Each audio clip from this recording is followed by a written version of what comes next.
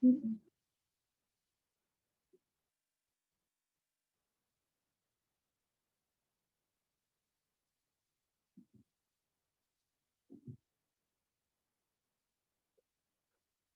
Assalamualaikum warahmatullahi wabarakatuh.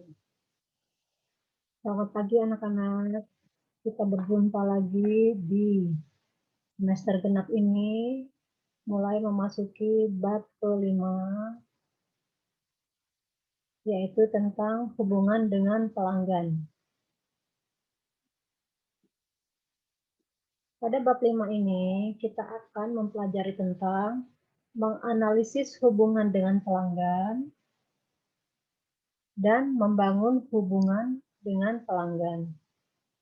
Di dalam menganalisis hubungan dengan pelanggan, kita perlu melakukan identifikasi pelanggan dan komunikasi dengan berbagai macam pelanggan. Kemudian, untuk dapat membangun hubungan dengan pelanggan, kita perlu melakukan yang pertama, mendemonstrasikan komunikasi nonverbal. Yang kedua, mendemonstrasikan keramah tamahan dengan konsumen. Dan yang ketiga, membangun relasi dengan pelanggan. Suatu bisnis atau usaha pasti menghasilkan produk atau jasa. Bisnis tersebut akan berjalan dengan baik jika ada pengguna produk atau jasa yang telah dihasilkan. Pengguna produk atau jasa suatu bisnis disebut konsumen. Dengan begitu, perusahaan harus memperhatikan apa yang menjadi selera konsumennya supaya produk atau jasa yang dihasilkan laku di pasaran dan mempunyai pelanggan.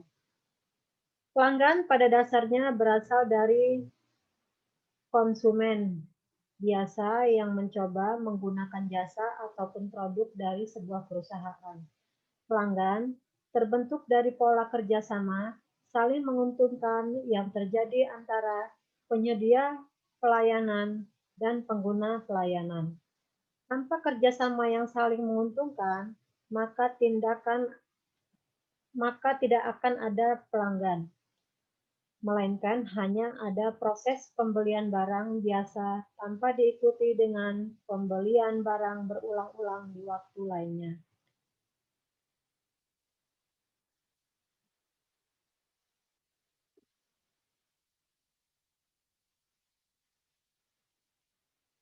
Akan kita bahas yang pertama, menganalisis hubungan dengan pelanggan.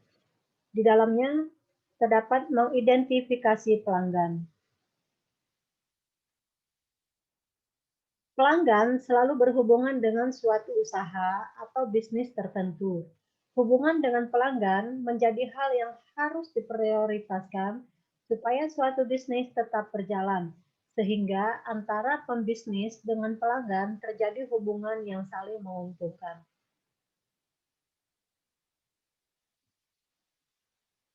Di dalam mengidentifikasi pelanggan,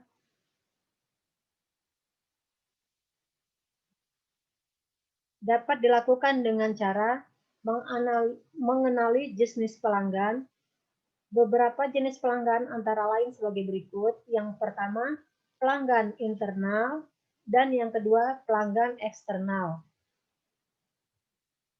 Pelanggan eksternal, pelanggan internal merupakan pelanggan yang tidak mengkonsumsi suatu barang ataupun jasa secara langsung. Pelanggan tipe ini membeli barang ataupun jasa untuk dijual kembali kepada orang lain. Pelanggan internal dapat berupa pedagang besar, distributor, agen, grosir, retailer yang membeli produk perusahaan secara rutin untuk dijual lagi, atau agen penjual yang bekerja sama dengan perusahaan penyedia barang ataupun jasa. Pelanggan internal akan didapatkan oleh perusahaan dengan jalan memberikan berbagai keuntungan. Identifikasi pelanggan yang kedua yaitu pelanggan eksternal.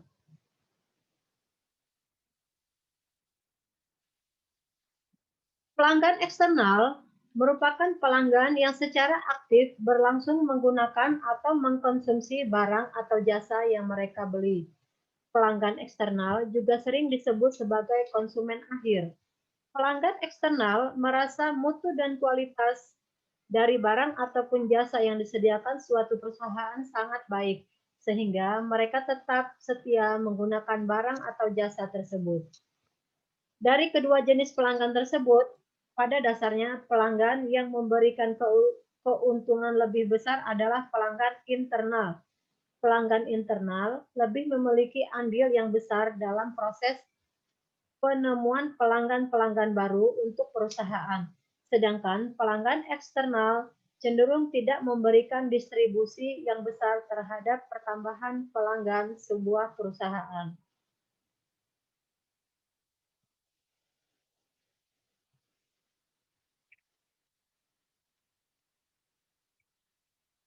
Untuk mengetahui keinginan calon pelanggan, harus dilakukan survei pasar sebelum mengenal produk.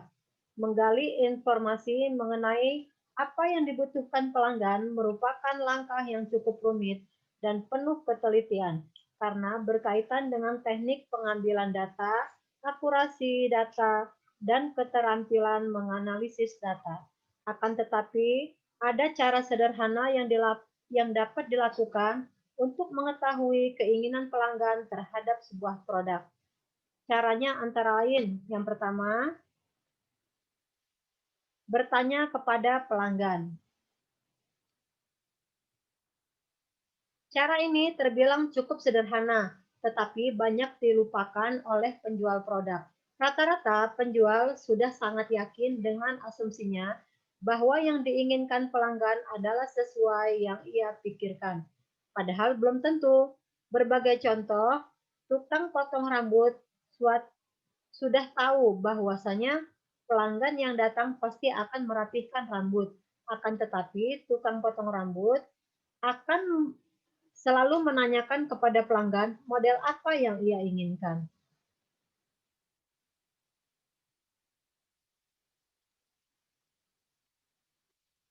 Cara kedua yang dapat dilakukan untuk mengetahui keinginan pelanggan adalah yaitu jadilah pelanggan dari bisnis Anda sendiri. Pemilik usaha atau bisnis harus dapat memprioritaskan diri seolah-olah ia merupakan pelanggan bisnisnya. Dengan begitu, pembisnis akan mengetahui apa yang pelanggan rasakan dan butuhkan dari produknya.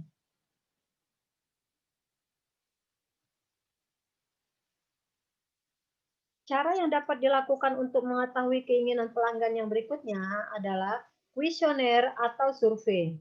Cara untuk mengetahui keinginan pelanggan yang paling populer yaitu dengan mengadakan kuesioner dan survei. Hasil dari kuesioner dan survei kemudian akan dianalisis untuk mengetahui apa yang diinginkan oleh pelanggan. Dan cara yang terakhir adalah statistik pelanggan. Penjual dapat menganalisis apakah seorang pelanggan merasa puas atau tidak terhadap produk yang dijual dengan cara melihat statistik mereka. Kita bisa mengetahui apakah mereka selalu membeli produk yang kita jual atau hanya menggunakannya sekali. Jika mereka selalu membeli produk kita, berarti produk sesuai dengan kebutuhan pelanggan. Jika tidak, maka perlu dipertanyakan kembali apakah produk kita memerlukan sebuah inovasi agar diminati pembeli.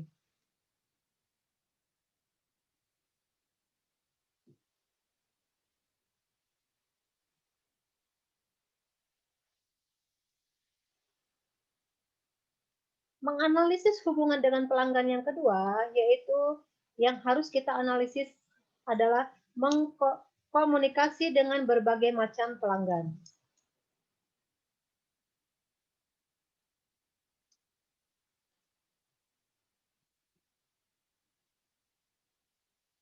Komunikasi merupakan komponen penting dalam suatu bisnis. Tanpa adanya komunikasi yang baik, maka suatu bisnis akan sulit mencapai tujuan yang telah ditetapkan. Salah satu sasaran komunikasi dalam bisnis yaitu pelanggan. Pebisnis harus mengetahui cara berkomunikasi dengan pelanggan. Komunikasi pelanggan berarti mengiklankan atau promosi penjualan untuk menjaga agar pelanggan dan calon pelanggan tetap mendapat informasi tentang produk atau jasa tertentu. Ketika berhubungan dengan pelanggan, kita tentu menemukan banyak model pelanggan. Terdapat beberapa model pelanggan antara lain sebagai berikut. Model pelanggan yang pertama adalah pemburu harga murah. Pelanggan pemburu harga murah merupakan pelanggan yang biasanya tidak terlalu peduli dengan kualitas produk. Pelanggan tipe ini hanya memikirkan bagaimana agar bisa mendapat produk atau layanan yang murah. Pemburu barang murah bukan hanya dari kalangan kelas bawah, melainkan juga dari kalangan kelas menengah ke atas. Artinya, hampir seluruh kalangan menginginkan barang yang harganya murah. Model pelanggan yang kedua yaitu pemburu kualitas. Pelanggan ini biasanya lebih mementingkan kualitas daripada harga produk yang ia beli. Jika ada barang murah dengan kualitas yang bagus, pelanggan ini akan membeli produk layanan tersebut. Begitu juga sebaliknya, meskipun harga mahal atau kualitasnya bagus, pelanggan ini tidak akan membelinya. Model pelanggan yang ketiga yaitu pelanggan yang loyal pada merek atau brand tertentu. Pelanggan tipe ini akan lebih memandang brand daripada kualitas dan harga. Seorang yang memiliki loyalitas pada suatu brand akan lebih sulit didekati karena pelanggan-pelanggan ini sudah merasa nyaman dengan brand tertentu. Bagi Anda yang ingin menawarkan produk atau produk baru, maka Anda harus mengeluarkan keahlian ekstra supaya dapat membujuk mereka menggunakan produk atau layanan Anda. Tipe pelanggan yang ketiga, yang keempat, yaitu pemburu barang premium. Pelanggan tipe ini merupakan pelanggan yang menyukai kemewahan atau yang merasa bahwa produk yang akan mereka beli merupakan produk mewah.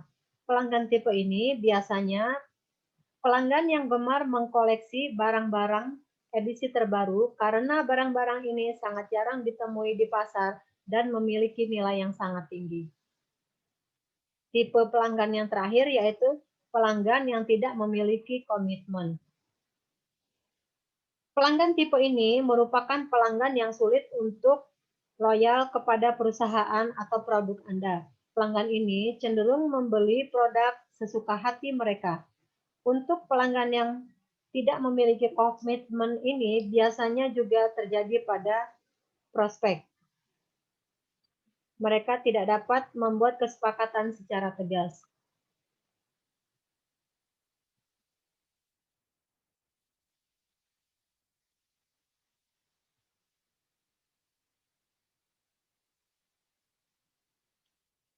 Setelah kita mengetahui tipe-tipe pelanggan, selanjutnya akan dijelaskan cara berkomunikasi dengan pelanggan.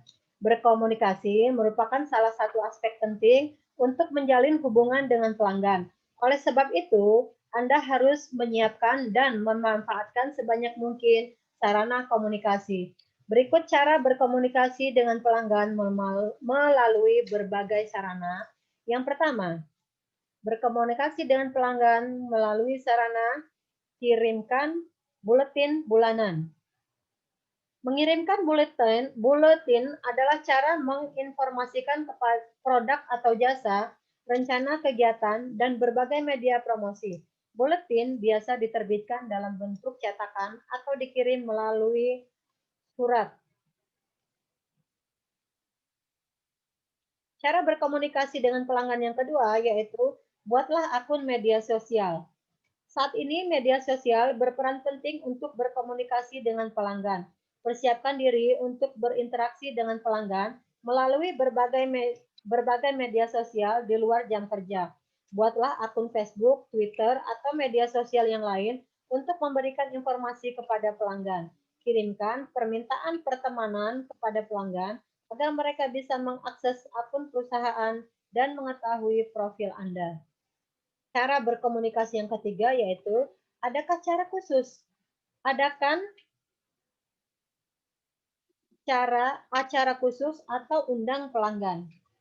Manfaatkan kegiatan tersebut sebagai kesempatan untuk bertatap muka dengan pelanggan, misalnya acara pesta dan acara kontes. Mengajak mereka untuk terlibat aktif dalam aktivitas bisnis dan menunjukkan apresiasi atas loyalitas mereka terhadap perusahaan. Cara berkomunikasi yang keempat yaitu mintalah umpan balik dari pelanggan. Selain meminta pelanggan memberikan saran atau feature atau produk baru agar lebih menarik, berikan kesempatan agar pelanggan bisa menyampaikan kritik atas produk dan layanan perusahaan. Selain meningkatkan loyalitas pelanggan, Anda bisa memperoleh informasi penting tentang kebutuhan dan tingkat kepuasan pelanggan.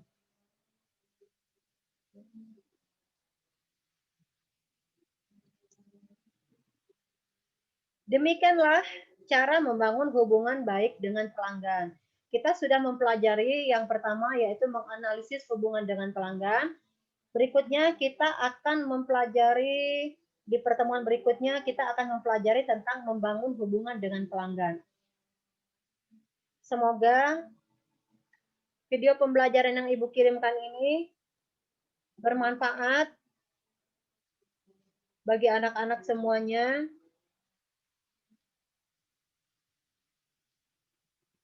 Ibu akhiri, terima kasih. Wassalamualaikum warahmatullahi wabarakatuh.